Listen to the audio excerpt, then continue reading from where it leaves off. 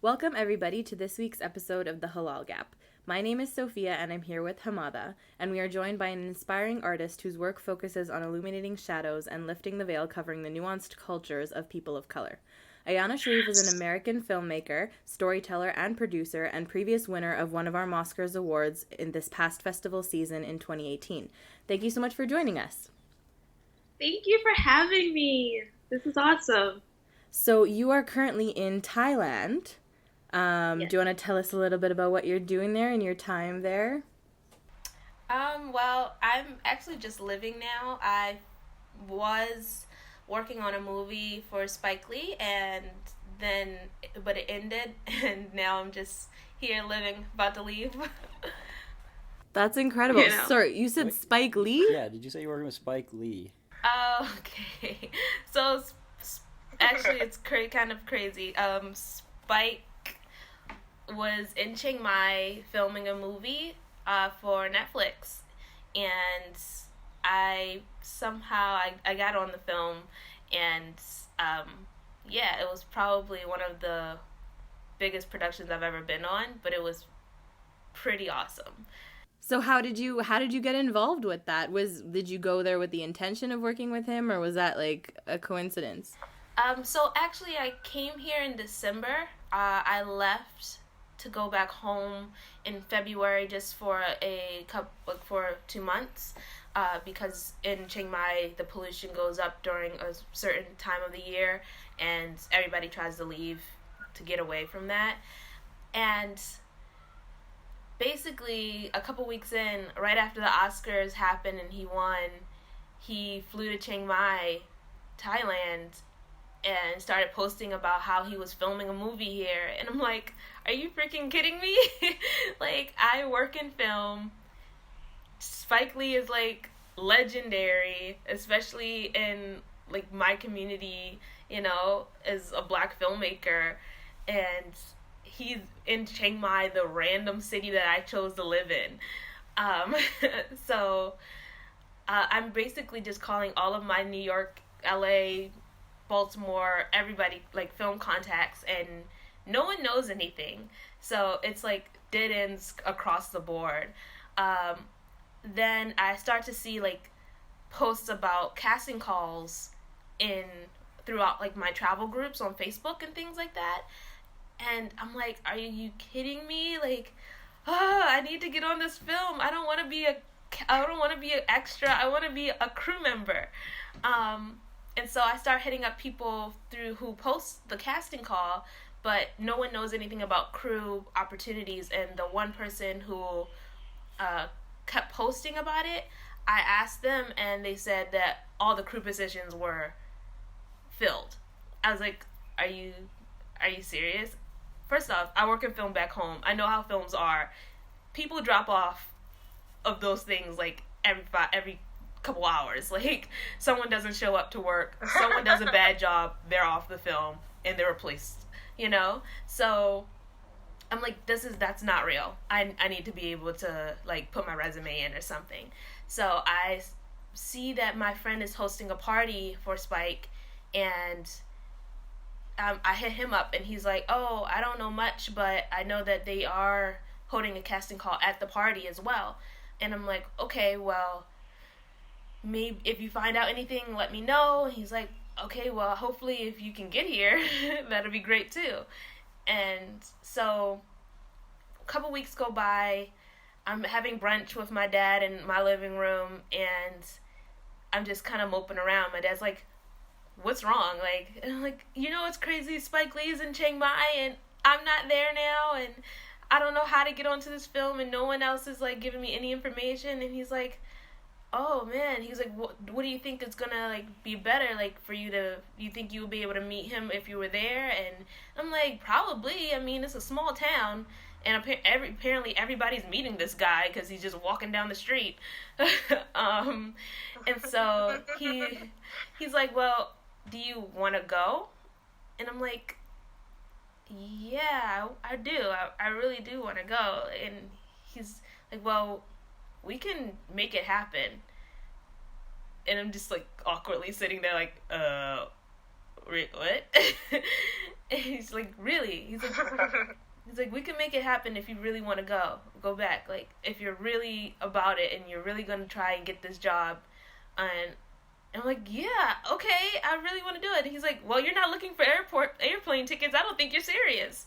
And so I decided, I start to look up on Kayak and all these other places, looking for for plane tickets and for the next day. And I'm like, man, they're going to be so expensive. Who knows if it's actually going to happen, But then my dad's like, he looks over to my sister and he's like, you got anything on this? And she's like, well, I can put in this amount. And she's like, wait a minute, let's text the family and see if anybody else wants to pitch in. So she's like 10 minutes later, she's like, Ayanna, what's your Cash App? And I tell her, and I just start getting all of these dings, when you get notifications for PayPal or whatever, or Cash App or all of this. And I'm like, wait, who just sent me? Wait, how is this happening? And so about an hour later, I find a ticket, and it's like $400. But then by the time I buy the ticket, I have way more than enough to actually even get there, buy a plane ticket, buy a bus ticket to New York,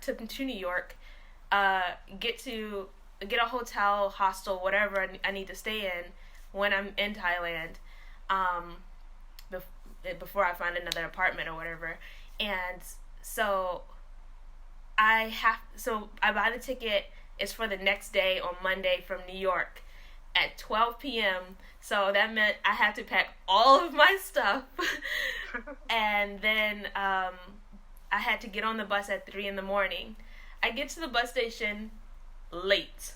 The bus is supposed to be gone. My Uber drove me in, she stopped at the bus, and she took my bags, and she was like, no, we're gonna get you on this bus. And so I was like, oh my god, she is my soul mama. I swear, she did not let me miss that bus. She was like, no, you guys need to hold the bus. The driver's like, we're about to pull off. And the guy who was putting the bags under the bus, he's like, I got you, it's fine. So really, I was supposed to miss that bus.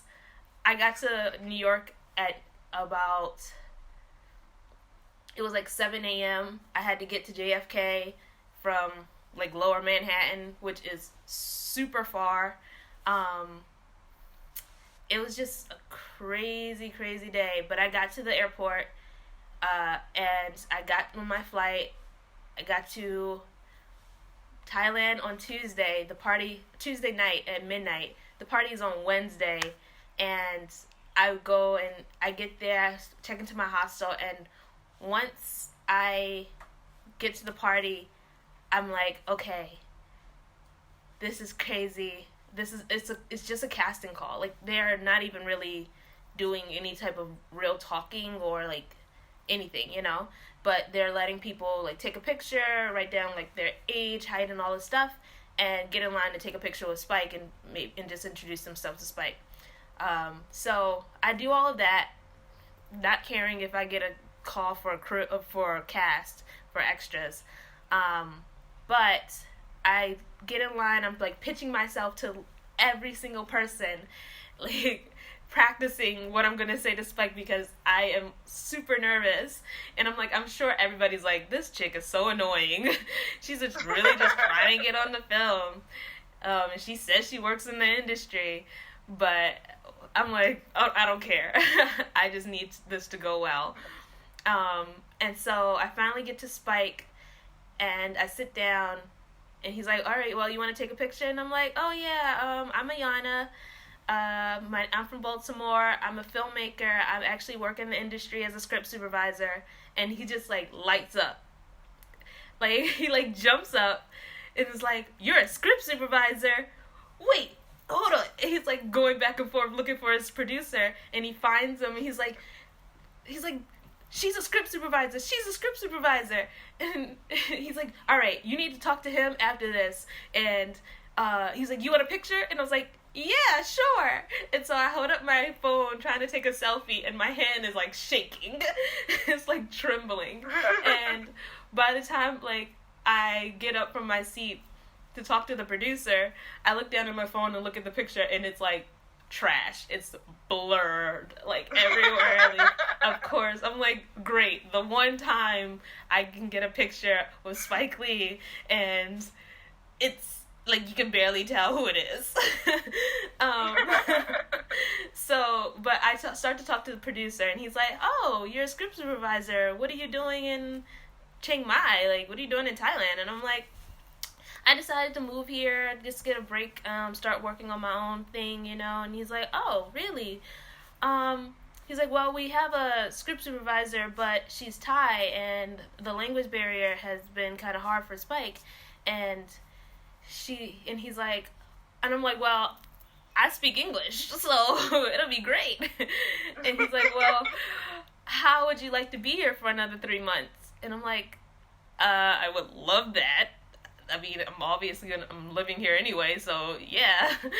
And so he's like, "All right, so let's meet up tomorrow at the office." And I go to the production office, and we talk a bit, and a couple hours later, he calls me and offers me the job to be the second script supervisor and help her out as well, help out the first script supervisor. And yeah, that's how I got the job on that film, and I was working on it about 2 weeks later.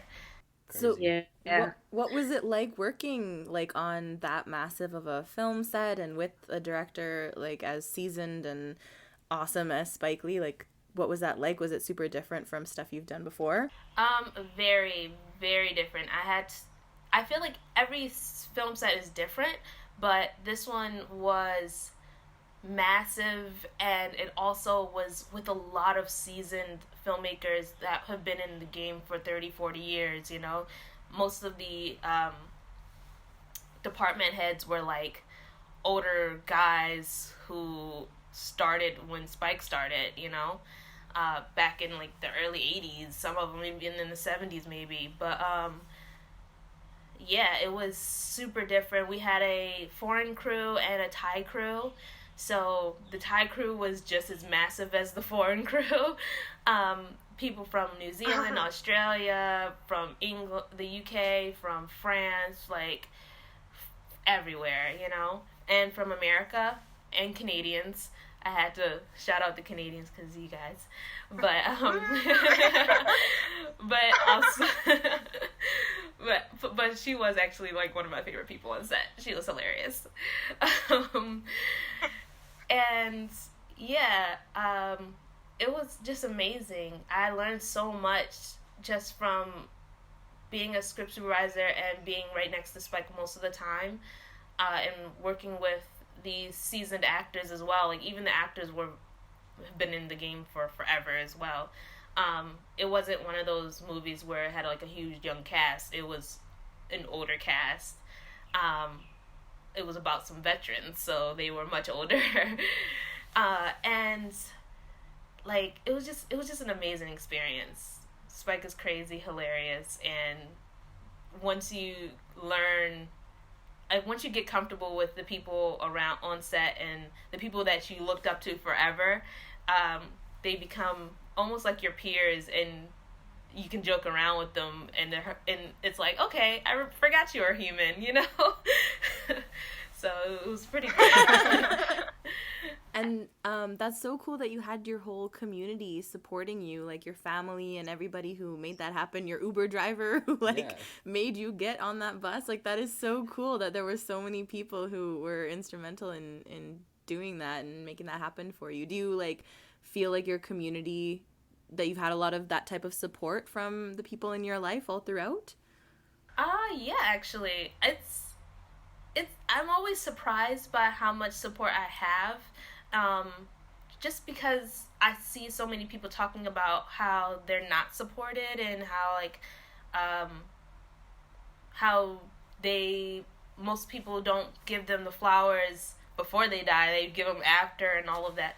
But from early on, I've always had like a really strong, loving community who have always been like do you, we're gonna be here, you know, we're gonna come out. Like, even for my film Wudu, that I did last year, when I had even like small screenings in Baltimore, I jam-packed the rooms. Like, every place that I had it, there might have been other films, but most of the people in the room were for me. So it's been amazing. And I really like think it's more because of the family I come from. My dad and my mom are really strong, like, community leaders, and they always supported the arts. And my mom is a singer. My dad, he's not really into art, but he's definitely always, he's just supportive in general, you know, as long as I'm doing what I'm supposed to do. So yeah, it's been good. Yeah. I mean, I'm sure he would have loved the doctor, but I mean, wouldn't all our fathers, really? So I think that's a really great segue, because you brought up your film Wudu, which was our 2018 Mosquers winner for Best in Technical Quality. It was an incredible film. I think it was my favorite one from the event. It was so beautifully shot, and really just so cool. So tell us about that movie, particularly, you know, given that it won technical quality. Did you have a specific way or kind of style that you were using to shoot that movie? So Wudu, it's it's weird because I've been explaining it like over and over again for like the last 2 years, but it never gets easier for some reason. So because how I shot it with a red camera, the Red Raven. I wish I had my DP or director of photography to talk about it as well, because obviously she was behind the camera holding it and everything, and also she did edit it, and so it was pretty great on her end. But I decided to shoot it very slow. I wanted a lot of like really close-up shots to make it like, I wanted you to feel like you were making wudu, you know? And I wanted you to feel the nature, the natural presence of her in the woods, the naturalness of her being able to just pray and talk to God and wipe away all of those things that plague her in her life, you know? So I chose a lot of close-up shots. I chose very, very, very slow motion. At first I was scared it was going to be boring because of how slow it was, but we chopped it up and made it pretty great. But yeah, so yeah, I think that those are the two things, and also the way that my cinematographer, she is really great with like steady cams and like all of like very smooth transitions and things like that. So that actually, I think that worked in my favor, and yeah. Cool. One thing I want to talk about, actually, that maybe kind of gets glossed over when we talk about technical quality, is like your sound design on the film, which I thought was pretty phenomenal. I remember there's very few ambient sounds except for like the water and a little bit of the nature there, and then also the choice of music by using Blackbird by Nina Simone. Do you want to just talk about like kind of what your thought process was behind all of that on that end? Oh, sure. So I wanted it to be a silent film as much as possible. We had a couple of like little lines in the beginning, but it was very, very, very minimal. I wanted it to basically, I wanted the drums to be able to make the film flow. And drums is such a natural musical instrument that every culture knows about, every culture uses, you know? So I chose Nina Simone's Blackbird just because that's actually the song I was listening to when I kind of drifted off into a dream and like a daydream, and then I started thinking about like nature and things like that, and what the song represents. But also I wanted to have the qualities of like you being in nature, but still in the background, with like the water and the trees and the birds chirping and things like that. Because I always feel like people with these music videos and these musical videos anyway, they tend to put the music on top of the clips, and it doesn't really mesh. So we kind of like chopped up the song a little bit too, where in the beginning you heard like the drums, and it actually went on longer than what it was the song is supposed to, just so that we could get to the actual action of the Wudu. And once she started like really singing, it was already into that, but we wanted her to be walking out to the drum, to the rhythm of the drum as well. Yeah, so I think that those are pretty much like the things that I thought about when I was filming and when I was coming up with the whole thing. Cool. And so to talk a little bit more about that after she's done the wudu, there's a part where, so for those of you who do not know, if you haven't watched this movie, change that immediately. It's available on YouTube if you search Wudu Ayanna Sharif. And I think I'm responsible for like at least 50 of those views on your video, because I've shown it to so many people. I've watched it so much. But basically it is about a young Black Muslim woman, and she goes, as Ayanna mentioned, into the woods and performs wudu. And there's one part where she submerges herself in the water, and then all of these media clips from reality TV shows, from the news, kind of play. And I just wanted to know, like, how did you choose the clips that you chose? What was the message that you were trying to portray with those? Was it hard to pick them, and was there a specific thing you were looking for in each of them? So a lot of them we've come across just kind of like watching TV and just going through the internet. We were looking for specific clips about black women or Muslims and different things like that, and like police brutality against minorities as well. We brought out a gazillion of different clips, but those are the ones we chose, especially the Trump one in the beginning, and the one where who was it? What's his name? I can't even remember his name. I don't listen to his music, so Kodak Black, when he talks about how he doesn't like black women and how like they're not like attractive, you know, and he likes light-skinned women and all this stuff. So those are really just the pieces, the clips that hit home the hardest for us, and we were just like, okay, if they gave us such a powerful response, then we should use them in the film.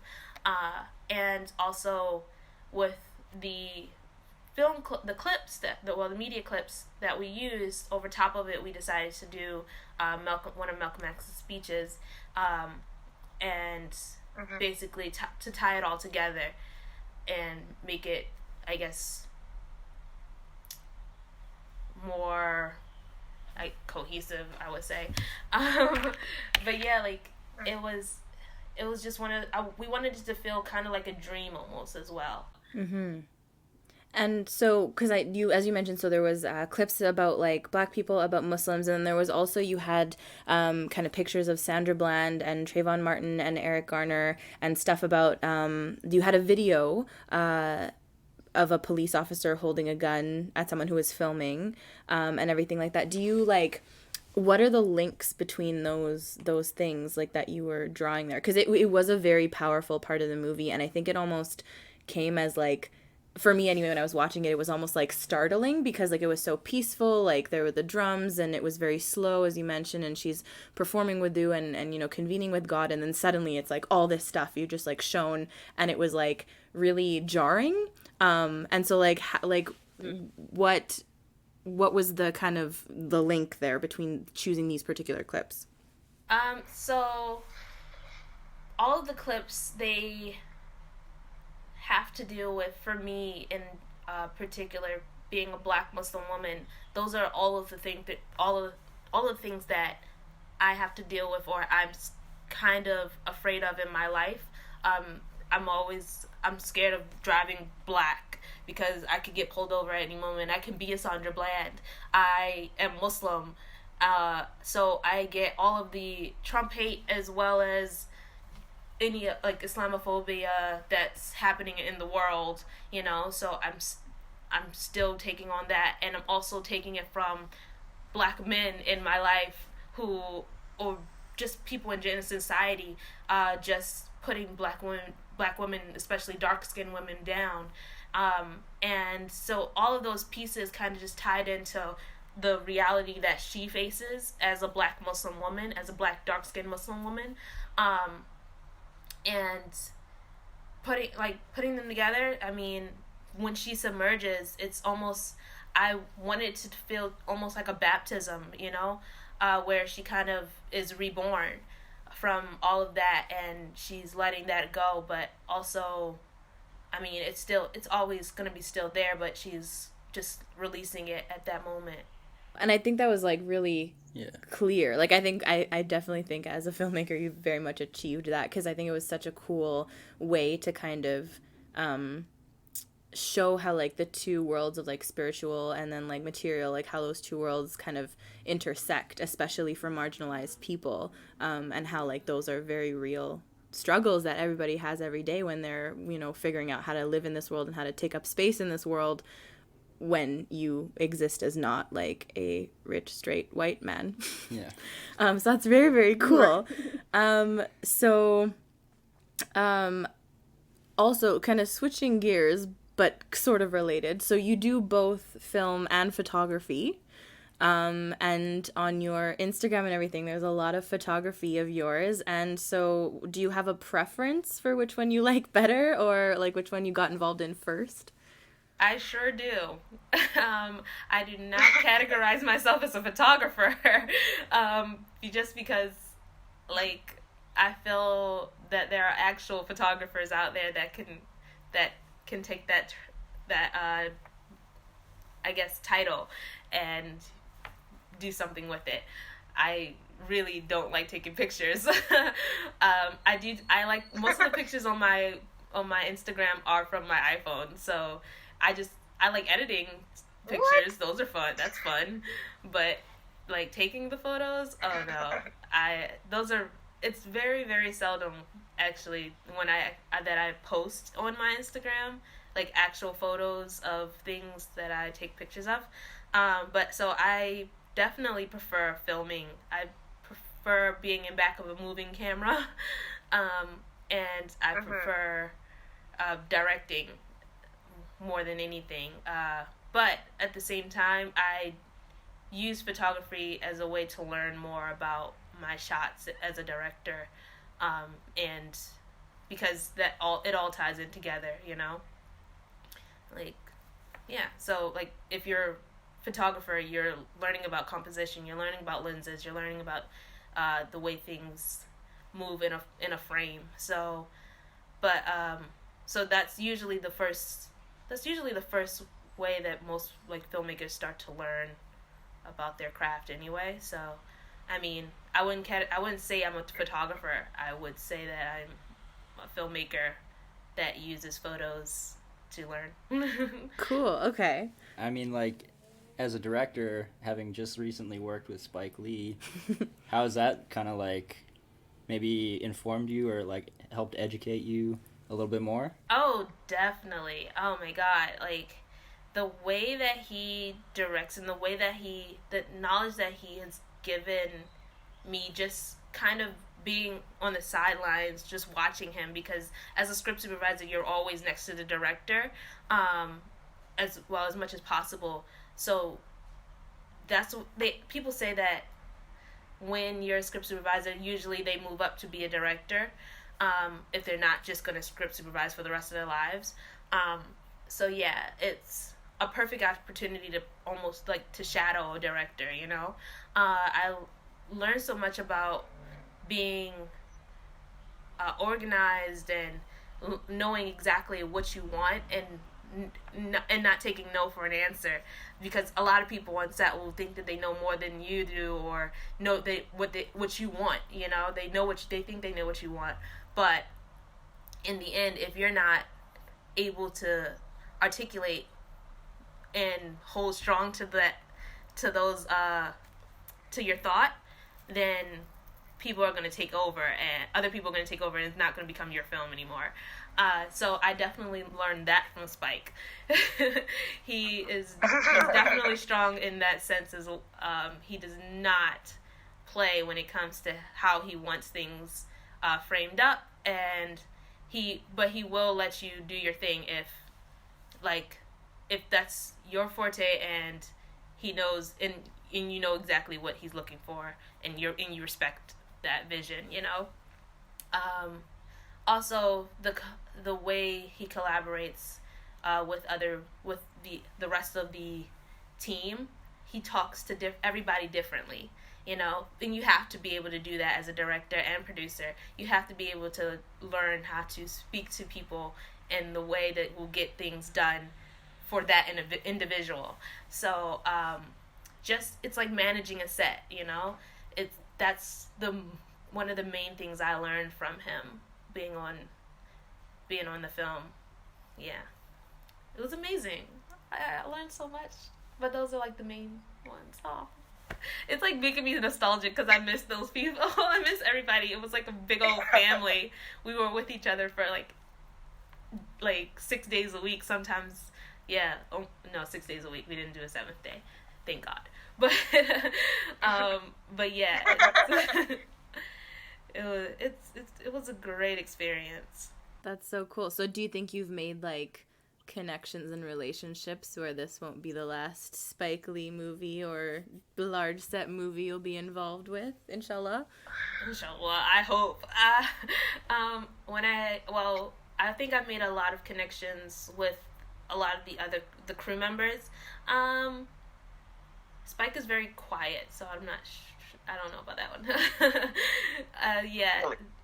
Really? Spike is very quiet? Well, he's quiet when he wants to be. Like, he's quiet when he's on set. So it's one of those things where you just kind of like, you just leave him alone to his, like, because he's working. He, like, most of the time he's working and he's thinking about stuff. So you don't want to disturb that. But yeah, I think I made a lot of connections, and I mean, once I come back to the States, I don't plan on being in Baltimore very long. I fly into New York. I'll be there for a few days. I'm going to be putting out feelers for work there and talking to people that I've worked with on this film who live in New York, see if they know anything about any thing that's going on, and then I'll be in Baltimore for a few months. Well, maybe not a few months, but then I'll be flying over to LA and doing the same thing in LA, trying to put out feelers and make sure I can get some work there. But yeah, most of the people that I worked with on this film, especially, they all said, yeah, we'll help you out as much as possible. Like, when you come back to the States, or if I know anything that's happening, yeah, I'll definitely let you know. Man, I've had a couple people ask me if I was in the States already, because they were like, I need a script supervisor, you know? So it was like, oh man, I'm not there. I could have been making some money. But yeah, I mean, I'm trying to actually move away from script supervising, and just working as a director, getting my work out there. So yeah, time to move on. Trying to get into this career of mine. Yeah. Do you have any directorial projects underway right now? So right now I'm just writing. but I have a few projects once I come home that I will be going hardcore for, because those are the projects I came here to finish in writing or whatever, and I'm pretty much done. So I have at least 3 that I'm working on when I go home. I have one that I just started working on. It's very short, but I need to get I want to use the location that I'm in now to film something before I go home, so then I can have something tangible to be like, yeah, I was in Thailand. Like, I used the space that I had, and I mean, who else can say, oh, I have a film that's based in Thailand, like a set in Thailand, you know? And if I decide to do that later, it's just going to cost me even more money to fly everybody out here. So, yeah, might as well do it while I'm here. Yeah, get your money's worth while you're there. Exactly. I have a week to do it, so we'll see. And so can we be expecting any Mosquers submissions this year that will have a Thailand flair to them? I'm pretty sure... I don't know. Probably not. I'm sorry. Probably not. Probably not. That's okay. We were just hoping. I mean, probably not but inshallah next year, I plan on having something based more like about like the Muslim experience a little bit more, but the one that I'm doing here doesn't have anything to do with Islam. So, but, or being Muslim. So no. But next year, inshallah. Next year, definitely. And so I guess one of our last questions, even though I never want this conversation to end. So as you know, this podcast is called The Halal Gap, and the hope is that it addresses the gap that exists when we look for Muslim minds, artists, and creatives in the world of art and film. And so have you personally felt that gap, and how have you overcome it as an artist? I mean, I try to put Islam into almost everything that I do, but obviously, working on other people's films, sometimes you are in situations where you're like, this doesn't feel like something morally like I would do, you know? And just based on my beliefs and things like that, being Muslim, even working on this last film, I was working during Ramadan, and people don't really understand how Ramadan affects you, especially being in this hot climate, and being really, always being outside. So the whole thing, it was like, why are you sitting down? Or why are you just kind of like not as aware? But yeah, so all of that, I mean, it's weird, but once you start to educate people, you use that moment to educate people understand, and people empathize with you, and they leave you alone. So the crazy thing was, we had a couple people on this set who, once they learned about Ramadan, and because it was maybe about 2 or 3 of us on the set that were Muslim, that were fasting, other people decided to fast with us. Oh, cool. Yeah, so it was pretty amazing how that worked. But I mean, navigating this industry that is very, very, very not Muslim, as a Muslim woman especially, it's difficult and easy at the same time. I am just very aware of my relationships with people, how I'm seen, and just especially with like the Me Too movement and everything like that. Being a Muslim woman, people tend to especially, well, with me, they don't really know a lot of times that I'm Muslim until I actually say it, because I wear my scarf up in a turban. I don't really wear it the traditional way. And yeah, I might wear short sleeves or something. I don't know. But yeah, like, they don't really know. And so before that, they like to try, like, they'd like to try or flirt with you, or try and see how far they can go with you, you know. But as soon as you kind of like have that identity as a Muslim, and you put it out there, I've found that a lot of people leave me alone, which is pretty awesome, because I don't want that type of relationship anyway. Like, I'm here to work, but yeah, so it's different everywhere, and some people know more than others, but for me, I'm just myself all the time, you know, and I try to, I guess, give dawah as much as possible whenever I'm working, or whenever someone even has like a curious thought of why they haven't seen my hair in 2 months. So All right, and I mean, as somebody who's like working through the industry, kind of got their foot in the door now, you have any advice for the up and coming Muslim artists? I would say just work on as many projects for yourself as possible. If you're trying to be a director, if you're trying to be a writer, any of those things, I would say do as many things for yourself first as if you can do those without working or whatever. Obviously, we all need to make money, but get internships. Apply for those internships. Do well in school so you can get those internships. Also, network as much as possible. Go to those filmmaker meetups that are in your like areas, or send out your resume to production offices, or production offices that are in your areas as well. I do love IMDb Pro.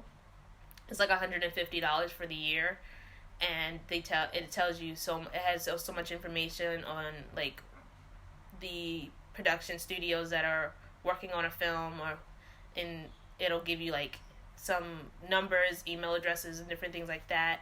Look at your film boards that are in the cities that you're in. Look for casting calls if you're trying to be an actor on those film boards, or if they're looking for crew opportunities. Or they always have like a index of all of the people like who are crew members, or people who are in like unions and different things like that, or just available crew positions on those boards. I look at those a lot, but I will say, I'm not gonna lie to you, getting on a film is really on who you know. It's really about who you know. People don't just send in resumes to random offices and get the job. That's you.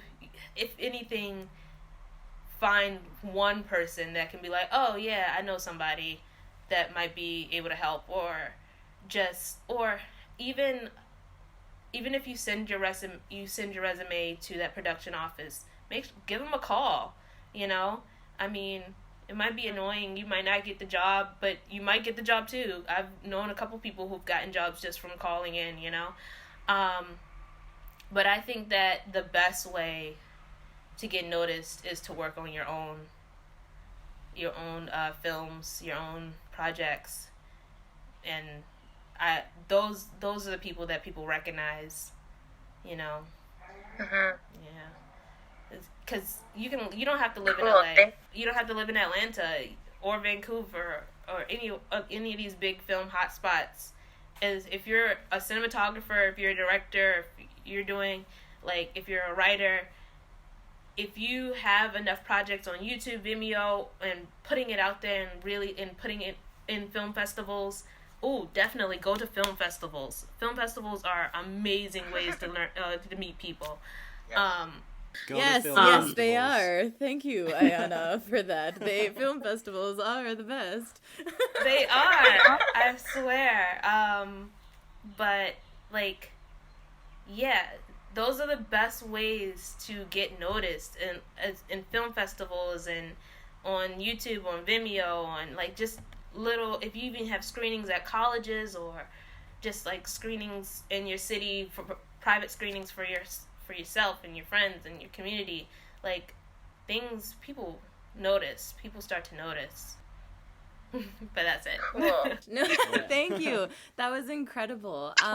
Thank you so much for joining us. Thank you for sharing your advice, your knowledge, your insights, your story. All the best on your future travels. You're going to Europe, I hear, after you're done in Thailand, and then back in the U.S. So that's incredible. All the best, safe travels. Thank And you. thank you.